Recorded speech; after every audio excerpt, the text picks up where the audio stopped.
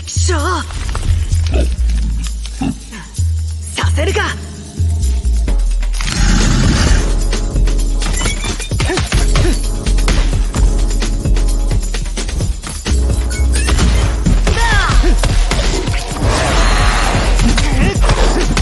ダイナマイトクラッシュ。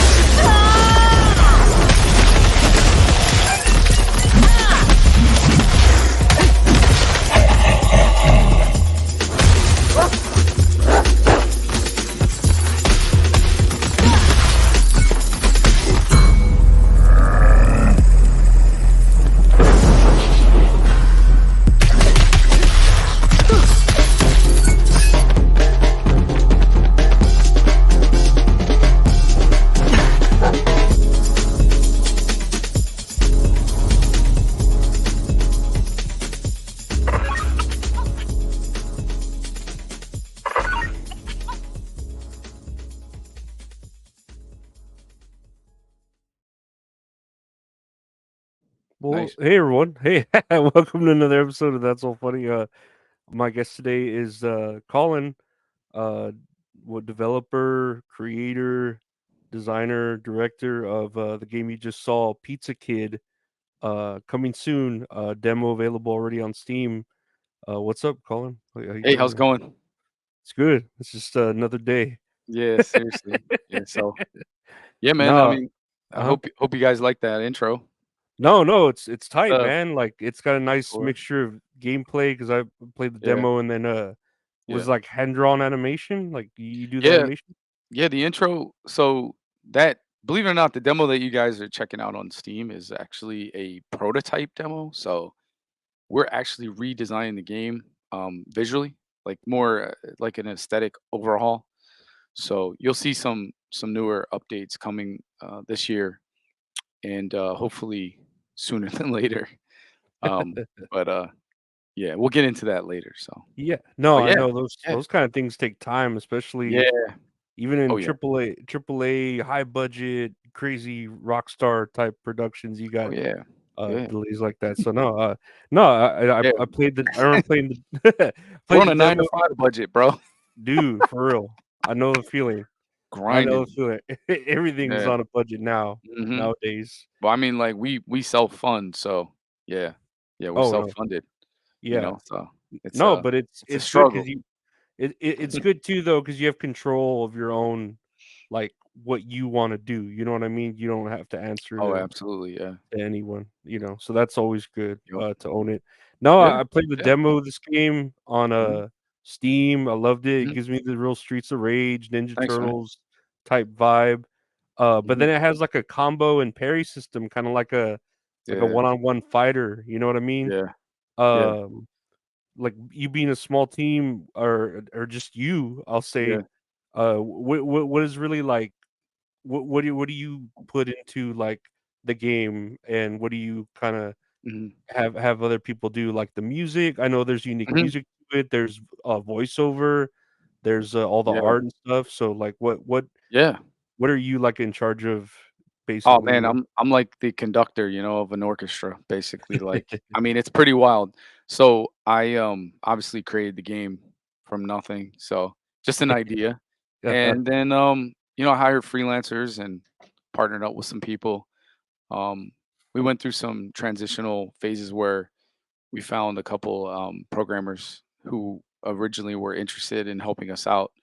Um and then kind of went from basically having nobody to having somebody really cool. His name is Slime. That's the way he goes by. He's a programmer coder out in Canada. So he's like, He sounds reliable. yeah, he's like this mastermind, Oh yeah. programmer coder. Really cool guy. Just never met him really in person or anything like that. We haven't even talked on the phone more than once. So Mhm. it's No, crazy. Like with the way technology is today, um, the whole game is actually, believe it or not, is developed through Discord. So really, so we conduct our entire development team, production and everything through Discord.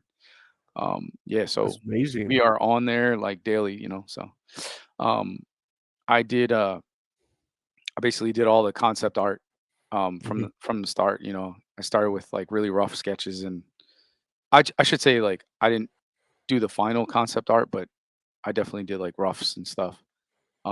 Wrote the story and, just designed the gameplay, uh, basically mapped everything out for everybody, and as a design director, you're constantly delegating different responsibilities and tasks to people, so it's Mhm. pretty cool. And, yeah, it's cool. I mean, based on my background, I'm actually an art director, design director anyway, so that's what I do for my actual 9 to 5 job. Okay. Um, that's what I've always done, and, yeah, so Mhm. I kinda do it all, you know? I don't It's weird because I actually do music production, but I didn't do music production for this game.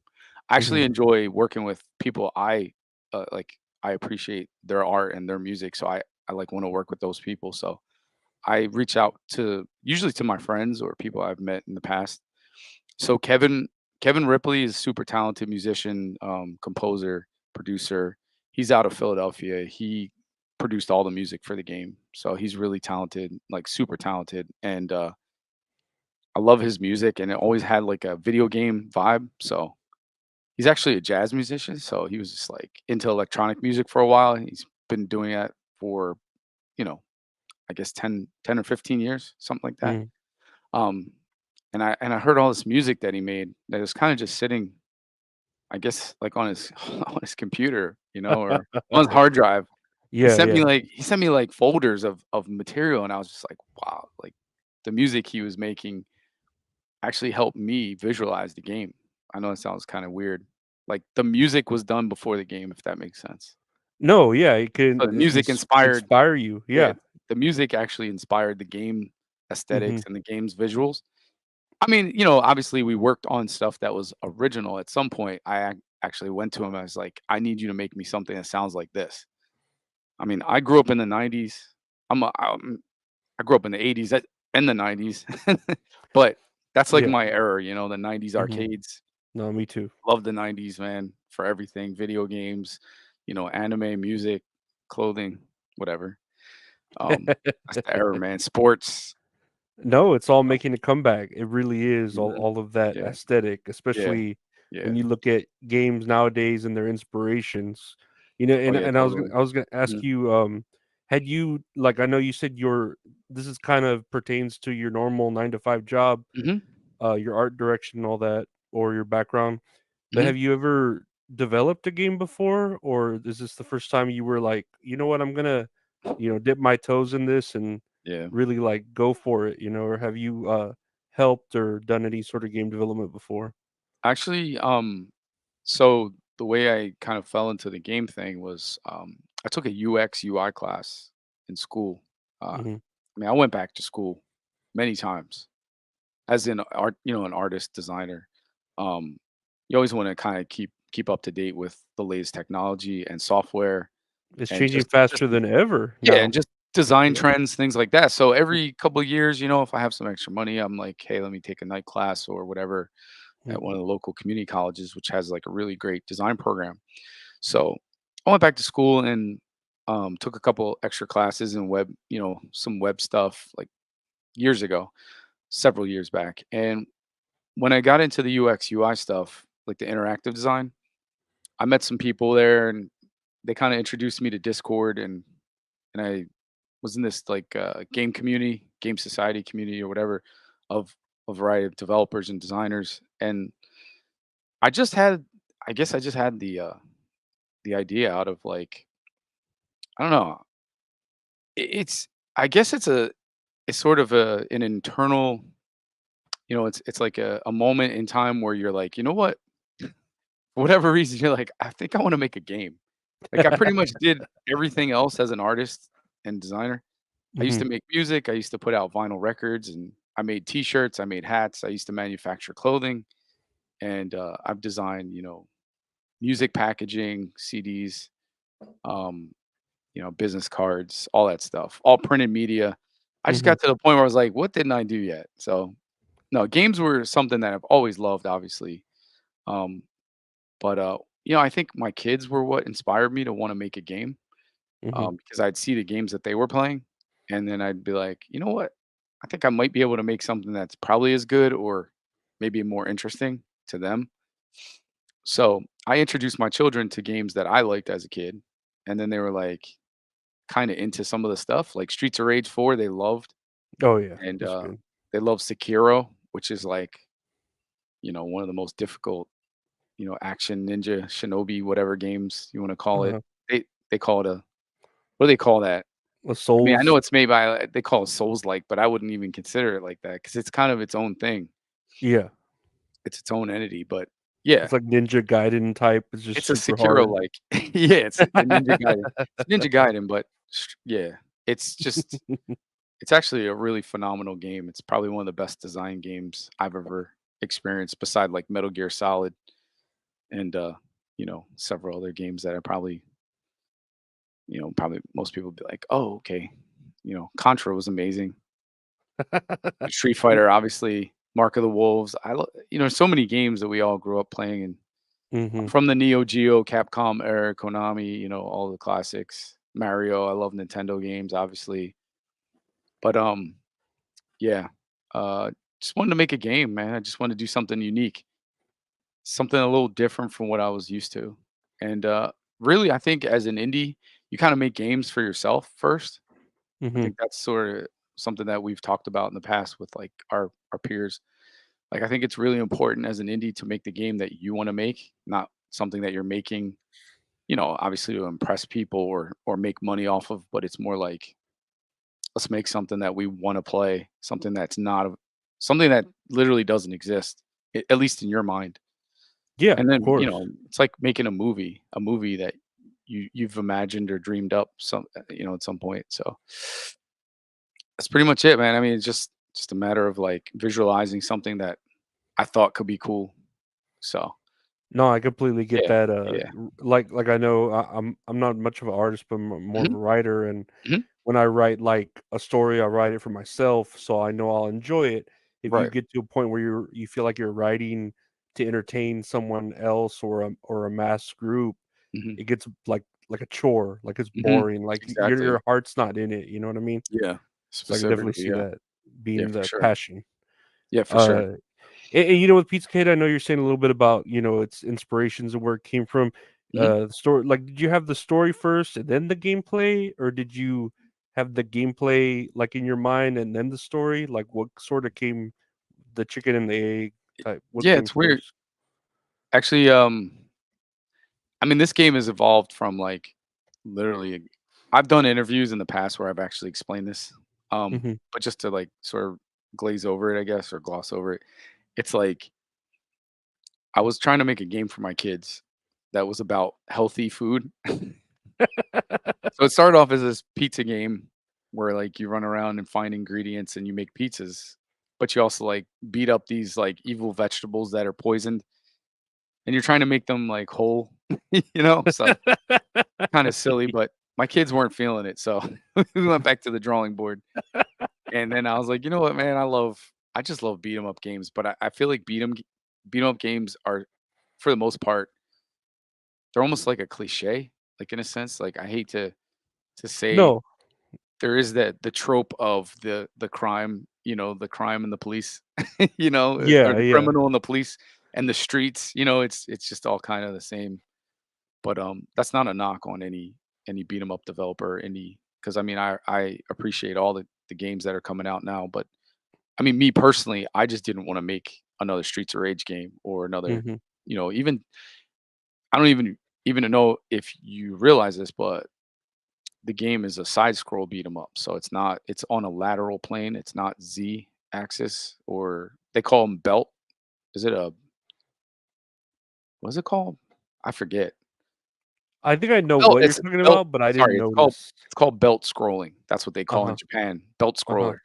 The reason why they call it that is because it's on an overhead. The camera's sort of overhead Hmm. and you can move up and down in vertical movement. Hmm. In Pizza Kid, you don't move back in space at all. You just stay on the lateral plane. It's more like a fighting game. So and that was inspired by, Ninja Savior or Ninja Warriors. I mean, I love that game. Ninja Warriors, by Natsume Atari, so that's, one of my And to favorite me, games. that's probably something like you notice and you don't notice, but like subconsciously, where Yeah, you're like, oh, it's yeah, kind of a beat 'em up, but then yeah, while you're playing it, you're like, why does this feel different? You know what I mean? yeah. Like this feels Or fresh, or yeah, or even like Guardian Heroes was my absolute all-time favorite game, but I know that I think it was Mad Cafe, or I forget the name of the studio that developed it. The Japanese company, I think, or the group was like something Cafe, I forget, but um, they developed a bunch of games. The director, he uh, he made Mad Stalker. Are you familiar with that game? no, I'm On not. PC Engine. Yeah, that was really good. I mean, those games for the time period, and when they came out, pretty cool. Um, so yeah. Anyway, I just want to make a cool side scroll beat 'em up, something unique that wasn't completely familiar to everybody. I mean, obviously it has familiar mechanics, but I wanted to try some unique things, but also I wanted to leave room for a follow-up game or a sequel, Hmm. because I know that a lot of indies they tend to like broaden their scope a little too much, and that game almost never comes out, or takes like 7 or 10 years to come out. I just don't have that much time. So I'm like not dying or anything, but you know what I'm saying? It's No, just I hear you. something I I hear know. you. But You don't want it to be in early I won't. access for the Yeah. entire Yeah, life of its exactly. game. Yeah, exactly. Um, I mean, just Speaking of that, constant progression. how long have you been working on the game? Like from So like when you development, see you officially like, when I oh, day officially one. launched the development of it, I guess like we could say late 2021. Mhm, Um, it's weird because like I said, I went through a number of different programmers, like just a couple different programmers who were just trying to help me come up with a prototype, because that was the whole deal, was like, all right, how do I make this game? Like, where do I even start? I have mhm, no programming experience whatsoever, other than like maybe HTML and some basic stuff. But I have like no Unity experience. I have no game design experience, but I have design experience. So once I understood and like kind of learned from people I was working with, and learned from research, like doing extensive research on game development, um, I think that's where we kind of like got things going a little bit smoother. Um, but yeah, I would say, believe it or not, the demo that is out on Steam right now, we made the demo in 3 months. That oh, prototype. wow. Yeah. It took a Dang. while to make some of the assets, but the actual construction and like the compiling of everything that's in that game took about 3 months. We kind of crunched on that for a bit, because we were trying to get it pitched to a couple big publishers, and they wanted to see it sooner than later. So we were like, all right, we'll deliver something in 3 months. And that was pretty much what we made. Um, we polished it a little here and there, and obviously there's still a lot more to come. Mhm. Um, but yeah, it's about 3 months, 3.5 months of actual like, development. But asset creation, I've been working on that for a few years now. Just like creating like all the animation with the pixel artist, the first pixel artist. I mean, that's a whole other story. I'm sure you've heard some stories, of indies going through different people that they've worked with, where some people stay on, some people leave, some people come back. That's kind of what happens when you're an indie. No, I You can know? imagine like some people and I mean you got like the demo or what you were Mhm, saying done pretty mhm. quickly, but some of these projects take forever. Oh Some yeah, people move on, they or they do. have other commitments, or Yeah, or they just don't they want to do it anymore. or they die. I don't know. It could be anything, like Yeah, exactly. I mean, yeah. so my original, so the way it worked was, I originally had a programmer and an artist, or a pixel artist, and then from there it was just like, all right, so I need backgrounds, so I had to find an illustrator to draw these, beautiful backgrounds, which originally the game was actually just hand drawn. It wasn't going to be pixel art, because I was like trying to prototype it. I didn't really want to go and find a pixel artist, because they're like a diamond in the rough, to find like these gems of talent. Literally, Mhm. like, pixel Really? artists are not easy to come by. That's Good pixel crazy. artists, not Uh-huh. just pixel artists, but pixel artists who can also do great animation. Mhm. Because there's so many types of pixel artists. There's people who can do pixel art, but they don't want to do animation. or there's animators who can't do pixel art, or you get the pixel artist who only does like segmented animation where they do like more bones based animation or puppet animation, Mm-hmm. and that's not what I was looking for. I was looking for like a traditional hand drawn artist who can do pixel art Hmm. in the style of, Capcom, SNK, like I guess the Mugen community would probably been a good place to explore, but I at the time wasn't really thinking of that. Um, but yeah, it was like my team has gone from like, 10 people to 12 people to 14 people, then back down to 8 and then to 6. So it's kind of been like I said, mostly freelancers that I've just kind of pick and choose between like for this for this particular task I can use that person and then this person and just hire them, when I need them. And then it's basically just task oriented stuff, Yeah. because I'm obviously not hiring these people full time. I don't have that kind of capital. So, and I But work a then full all time job. So it's like, but then also you said you're like the conductor, so Mhm. it sounds like you know when to delegate who and how to delegate. Yeah, Hey, can absolutely. you get this done? Yeah. That's what I need for Yeah, now exactly. to get this other person's job done, and then move Yeah. forward. It's cool because for some jobs, I'm like, maybe I should use so and so, but then they might be busy. So I'm like, all right, let me see if I can reach out to this person. And they, like, for example, um, the illustration, like the intro animation that you saw, that trailer was Hmm. done by our background artist, or like our background concept artist, Aviando. He's in Indonesia and he's like a full-time uh he's an illustration instructor, I believe. So he has like a master's degree in teaching, and he teaches like classes all over Asia and stuff. So he flies around, and he's also like this amazing children's book illustrator and stuff. So he's super busy with just life. He has a family. So like Yeah. I'll reach out to him and say like, "Hey, can you do some background concept art?" And he'll be like, "Yeah, I can get it done in about 3 months."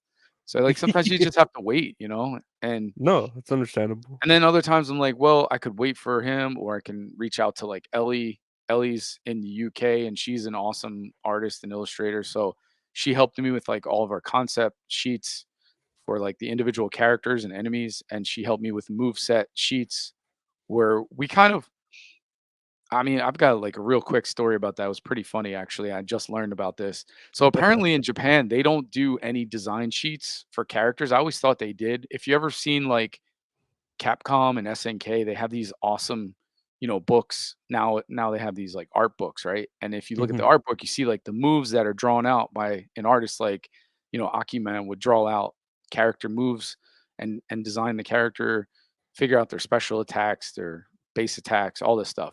I always thought they drew all that out first on a sheet, like a Hmm. character sheet. Apparently they don't, because one of these Japanese guys that I know, super cool guy, um, he's one of the artists actually helping us with the game. Um, he just told me like yo, we don't in Japan we don't do that. That's not something we do. We don't do design sheets. Those are compiled and like they're kind of composited together. Somebody makes these for display after the game's done, which I didn't know Oh, that. okay. I never knew that because Capcom has there's a book called Capcom Secret File. I don't know if you guys ever heard of that. It's a magazine that came out in the late 90s, I guess, or mid to late 90s. Um, they have like really cool pages of just Capcom, artists drawing characters and showing special attacks. I'm sure you guys have seen like the behind the scenes art for X-Men versus Street Fighter Yeah. and Darkstalkers and that stuff. And if you ever look at those character design sheets, you'll see all the special attacks. And anyway, I just thought that somebody drew those up first, but apparently he said the designer is the one who draws them up like one at a time, and then eventually they kind of put it all together. But Yeah, it's crazy. long story short, yeah, yeah. I thought So that was stuff that's like, oh, we have this lying around. Go ahead and just use yeah, it for your book. You know what I mean? I didn't think it yeah, was an extra yeah. thing they So had to yeah, do. so the crazy thing is like what I do is I'm like I kind of visualize all the moves in my head already, and we're a small team, so I'm just like, okay, these are the ideas I have. I write it all up, and then I give it to Ellie, and she kind of draws it all, and I send her sketches of like moves and designs that we want to use. And then later on, the pixel artist would look at that and say, all right, then they sketch it up and draw it the way they envision, and then we kind of make it all work that way. But yeah, it's I don't know, man, it's a weird way to stumble upon a certain, process that I didn't Yeah, realize it wasn't kind really of it wasn't really a thing. I thought it was all. So I'm like designing all these character sheets, for basically for nothing. But I mean, you but got not really. your afterward book ready, Yeah, I've got my whenever you art book do. ready, man. It's probably 500 plus sheets already of art. Yeah, maybe Oh maybe a no, that thousand. Oh yeah, we have a book. It's like big as my it's head. ready to go. Yeah, no. No, and I was wondering, like, I know you're saying you had like a little bit of funding for, this Mhm, game, maybe like mhm. outsource sort of funding. What are the plans like to do? You were saying you were pitching it to other publishers. Were you thinking of a crowdfunding Kickstarter type thing? Yeah, absolutely. I mean, at some point, I've been talking about this for a while. Um, we would have loved to do a Kickstarter um, in the spring, but I don't even know if that's going to be possible at this point, just Hmm. because of the way that like the movement of the game production has been going. It's kind of put on pause. I mean, I don't know what's like. There's like internal stuff that's going on at the moment that I'm trying Hmm. to figure out. So like everything's still moving along pretty smoothly, but some delays. It No, it happens. It happens. Yeah, happens. In the indie world, it's like expected. in any world it happens, not just the Yeah, indie. yeah, exactly. But that's the good thing. Like you said, it's like we're not funded by a big publisher yet, so we don't have to answer to anybody but ourselves. I mean, I believe that you still have to set a reasonable timeline and deadline, or else you'll never finish your game. So I think it's super important to kind of work with some milestones, reach those goals, and keep moving. So like right No, now, of our, course. our goal is to redesign level 1 and 2, and then from there, I'm building out all the levels and backgrounds. We're designing all the enemies right now with this super talented artist. I mean, phenomenal animator who worked on Skullgirls and Slave Zero X and a whole bunch of other games. No. And yeah, he's really great. And he's based in the US, so that's really cool. And he's on the East Coast, so when we talk, it's like it's nice because we're kind of on the same, we're on the same time zone, so we don't have to like wake up at 4 in the morning to go talk to somebody in another country or anything like that. But Yeah. yeah, no, he's great. So the lead artist and animator that we had kind of took off. He kind of bowed out, he got burnt out. So he was like at the point where I guess it was just too overwhelming for him. So No, it super happens. super talented artist and animator, but I think he said he wanted to figure out stuff for for himself this year. So he's a good guy. So hopefully we'll see him around again. But we still talk like through Discord. But that happened with us with the programmer. I actually went to school with the first programmer, so um he helped me get started and introduced me to a lot of the stuff that I've learned about over the years. And from him kind of leaving and working on his own thing, he led me to other people, which, got me to where I am now. So everything happens for a reason. When things happen, you kind of just like keep pushing through, you know. No, yeah, it's always good. So And then you're networking, you're finding new people yeah, to do things yeah, who, oh, okay, yeah, I know yeah, someone who knows someone, and it works out. yeah, exactly. It's crazy because yeah, if it wasn't for my original lead artist leaving, I would have never found the two people that I found. Actually, I found three people now. I have two new animators, pixel artists. One's working on all of kids' animations, and then um, our other guy's working on all the enemies. And then I have a new background artist who's doing all these beautiful backgrounds for us. So we're like redrawing the levels, and we're also scaling the sprites down to 50% their current size, which helps to um, make the production a lot more efficient. So Oh shit. yeah, because that'll save us money and time. Originally, we were working like I don't recommend anybody working at full scale for sprites. I mean, that was not my choice, by the way. I wanted to make a game that looked like Neo Geo, which is like I think it's like 480p by like 670. It's like a weird size. But we designed the game for Switch, so that's 1280p by 720. Mhm, And so when we first started working on the game, we were for whatever reason we were building sprites at like basically true scale, 1 to 1. And then when I met the Japanese sprite designer, he was like, "Hey, if I'm gonna redraw these or pick up where the other animator left off, um, we should reconsider like working at a smaller scale." And I'm like, I'm absolutely fine with that. I mean, ideally, I would have liked to work at half size, and then scale up in Unity. mhm. So now we're working at 640 by 360, I believe. Yeah. So like No, that would just double the resolution. Yeah. no, and that sounds like It's it. pretty cool. Yeah, how you said like it. Of course, so the some of the terms go over my head as far as not Oh, yeah, knowing I'm sorry. gaming. No, no, Maybe your no, no. audience. It's not even that, but I do get it how you're saying. Oh, hey, this was gonna make it more efficient. So Mhm, me, that other guy continuing to work on it is mhm. able to do it twice as fast Exactly. without as much work. Like Exactly. Because yeah. to draw these sprites at full size, I mean, you're talking some of them were like 800 pixels tall, which is crazy. That's like almost 3/4 the size of the screen. At full size, like full resolution, it was just too much. I also feel like a lot of it gives the character more charm and, charisma.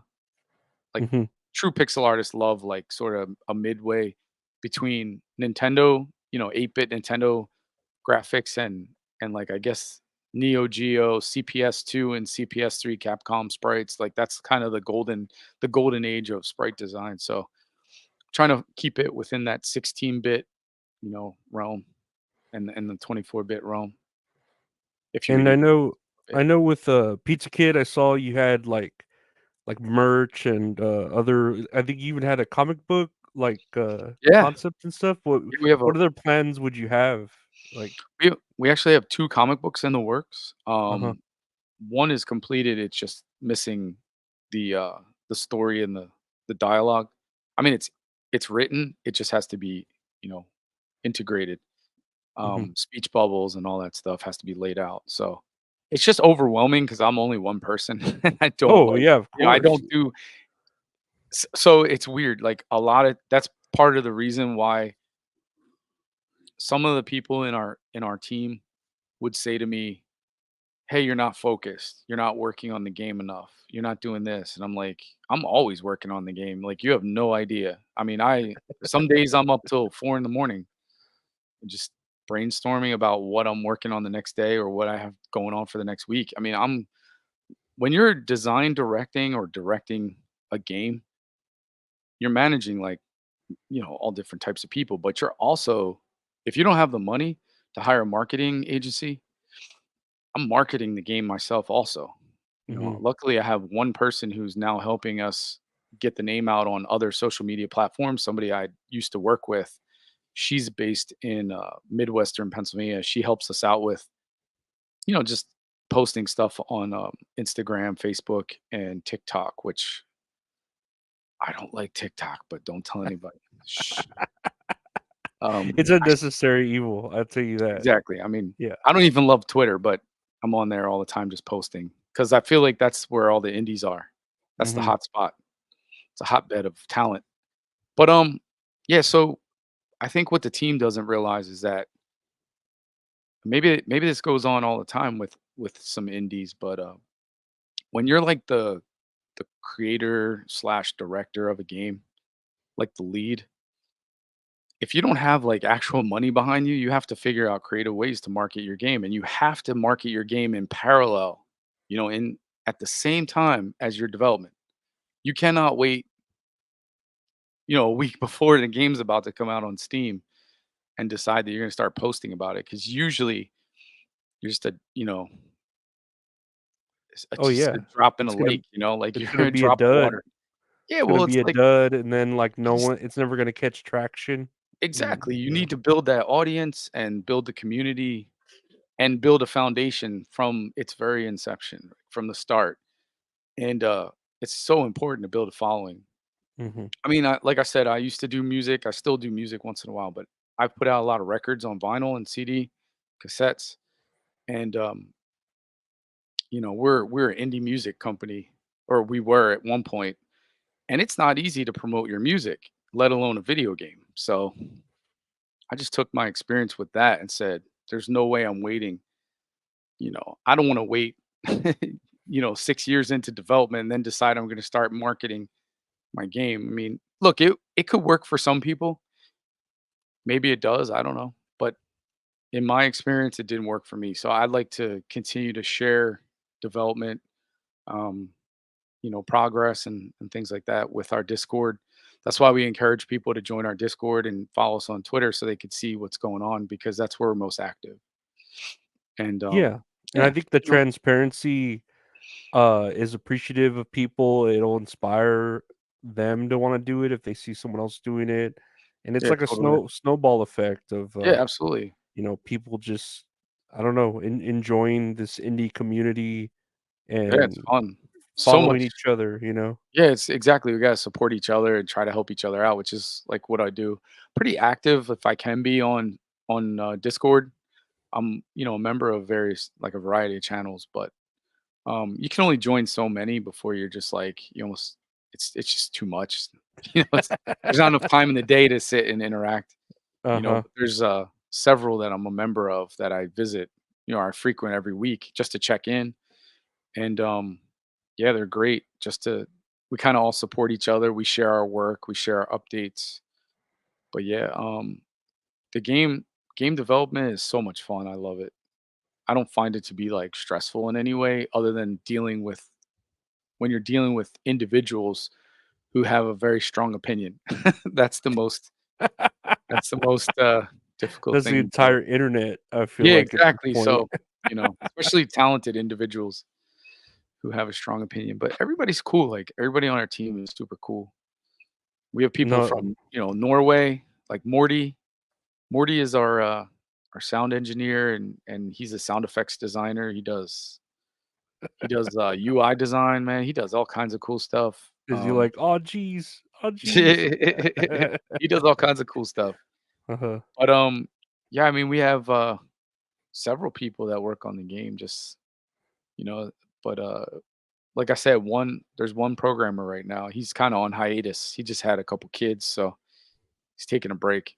And that too, all of y'all are doing this Yeah. sort of Yeah.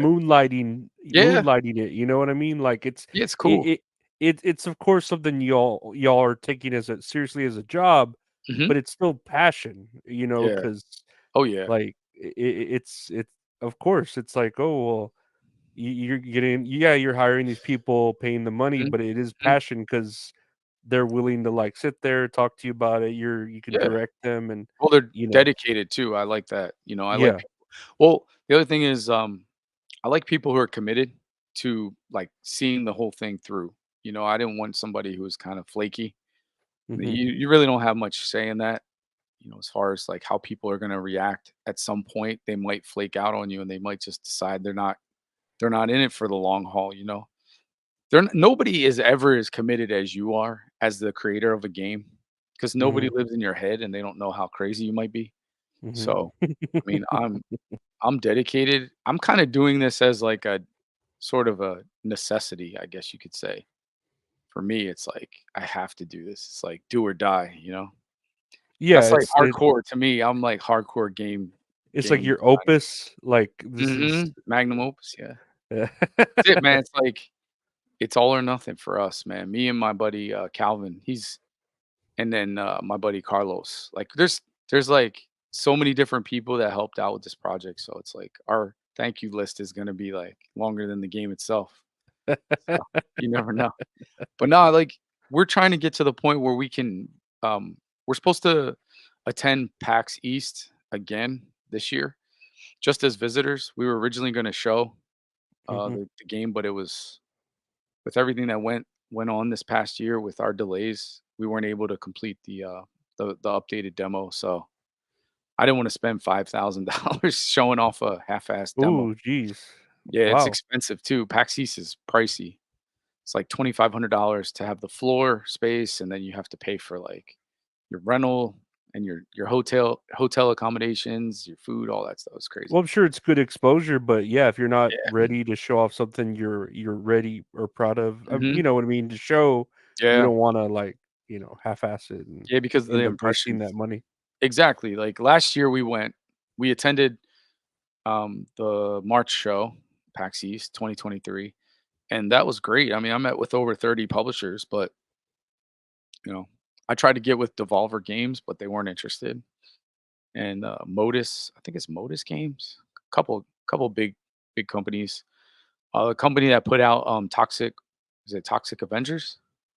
Yeah, I think I heard of Yeah, that. yeah. I reached out to Seen them. that. I mean, we met with a number of them, and they seemed like they were kind of interested, but like people don't quite get it yet. They don't understand what's coming. So we're Yeah, making a they game can't see that's in your head. yeah, they can't see in our head yet. Well, just the creativity that's there, man. It's wild. Like when you see what we're making, it's interesting. I mean, I'm not saying it's the most creative thing ever made. It's just at least in my vision, I think we're trying to make something that's a little more unique than your everyday beat 'em up game. I'm not making a game that's existing. It's not an existing IP. I mean, Yeah. Sega already owns Streets of Rage, and Teenage Mutant Ninja Turtles already existed, and Toxic Crusaders, and a number of other games. It's not easy. What I'm saying is it's not easy to design and create a world that never existed before and make it interesting to other people. With no pre-existing exposure whatsoever. I mean, it's not like I'm taking an existing franchise and I'm trying to make it into something enjoyable. It's like I'm trying to make something unique, interesting, creative, and enjoyable, and also entertaining all at the same time, but also want to make a world that can continue and thrive long after the game's done, because that's what publishers want. They want to know, like, okay, you made this one game, what else can you do for us? Like, do you have sequels planned? And it's like, yeah, of course. I got the comic Yeah. book, like you Yeah, I'm said, I got about to say the comic book. in your head, you Yeah. already have all those other avenues of the media Mhm. ready, like, Yeah. to go. Yeah. Yeah, exactly. So I'm building a world, but I'm also planning ahead, which is what I was kind of going back to. The way the team sort of responds sometimes is like, "Oh, maybe you're not focused enough on what we need to get done." And it's like, "Well, I'm absolutely focused. It's just not as easy as people think when you don't have the money or the capital to continue to pay them to do those things." It's a constant juggle. Like maybe one month I want sound effects done, so I kind of have to dip into my programming budget, so I can't have the programmer work on the game as frequently. Or animation assets are expensive, so maybe for the next 2 or 3 months I'm solely focused on animation assets, and character assets, so I can't work on backgrounds or whatever. The good thing is the combat engine is pretty much done. It's about 75% there. I mean, I think it plays pretty well. The controls feel really tight. Um, I want to make something a little more unique and not so familiar with like every other game's kind of using that Marvel vs. Capcom, infinite air juggles, speeding up enemies to death. Because our game's more about crowd control, because it Mhm. is sort of restricted. You only can, move left to right, but you can also jump, crouch. You have ground effect or ground attacks and specials. But it's pretty well thought out. There's going to be 8 levels or 8 stages, and you have to earn a special attack for each. You fight a end boss, earn a special ability. I mean, originally we had planned. There's supposed to be planned for a weapon to acquire a weapon at some point, because the weapon is essential to defeating one of the end bosses. Like you can't defeat him without the weapon. So Mhm. there's also Kid's companion, which is his dog, his biomechanical dog. So his dog Mud, and his sister is also supposed to be playable at some point.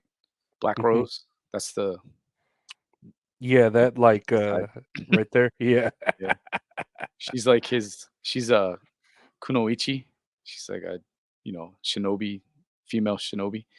Um, I read something that said like Capcom said, I forget who said it at Capcom, but they said like any game that has ninjas in it is just considered cool. So I had to put a ninja in my game.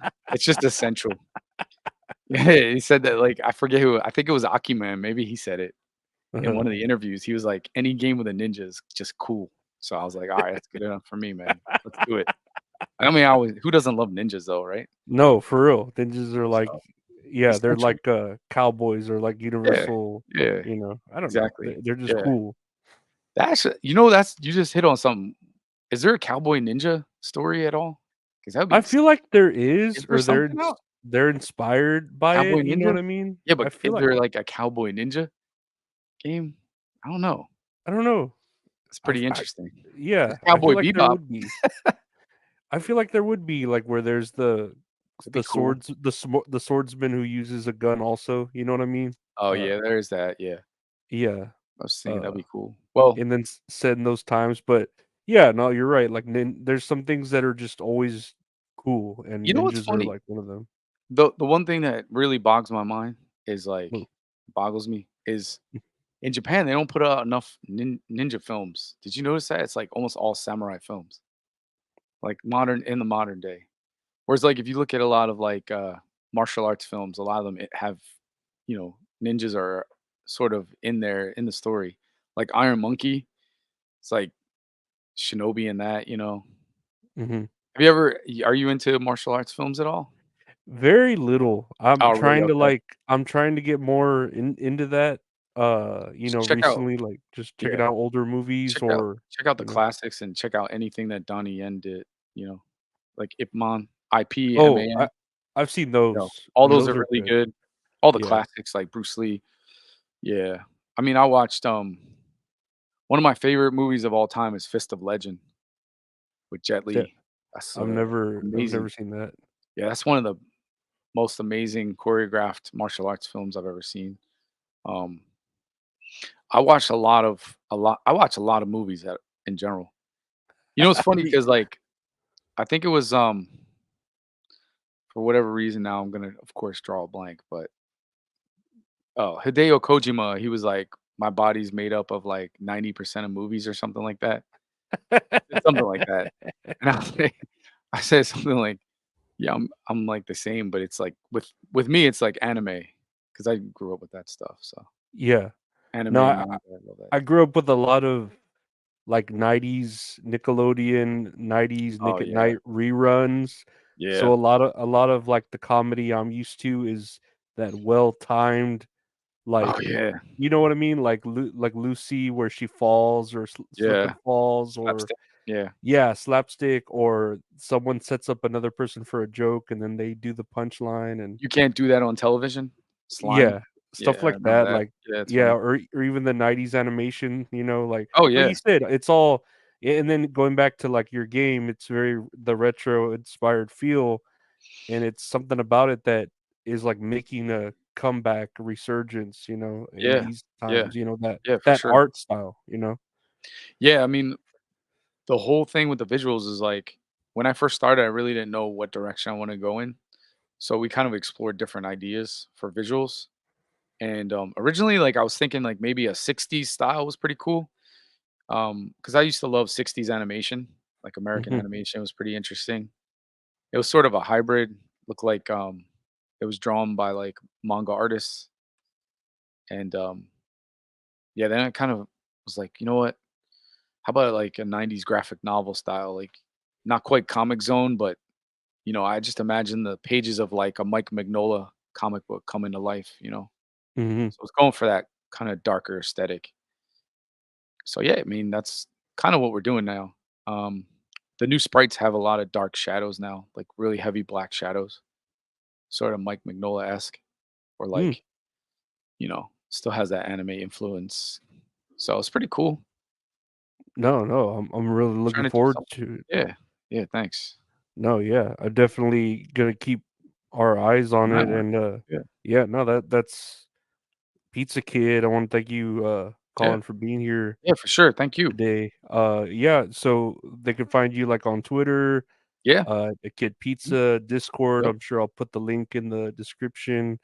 Anywhere else they can find you? I mean, if anybody's at PAX East 2024 in Boston, Massachusetts, I believe it's March 22nd. We'll probably be there on the 22nd and 23rd, just walking around, passing out stickers and giving away some cool stuff, just like promoting the game, walking around with a Steam Deck basically, and just trying to get people to check it out. Um, yeah, but I mean, those are the spots, those are the places to be. Discord and on Twitter, and hopefully people will wish list it because the more wish lists we can get, the more we can more exposure we can get on Steam, which is sort of essential to getting us more exposure and more recognition from some of the publishers. Like hopefully they see us and they find interest. No, hell yeah. Yeah. No, So yeah, and that's available on Steam. I'll put the link yeah. there. Everyone wishlisted, play the demo. It's fucking Yeah. great. Thanks, man. Yeah. And no, I want to thank you for your time today. And yeah, I hope nothing All right, but cool. success for you, man. Thanks, man. Peace. Yeah. Take care. All right, take care.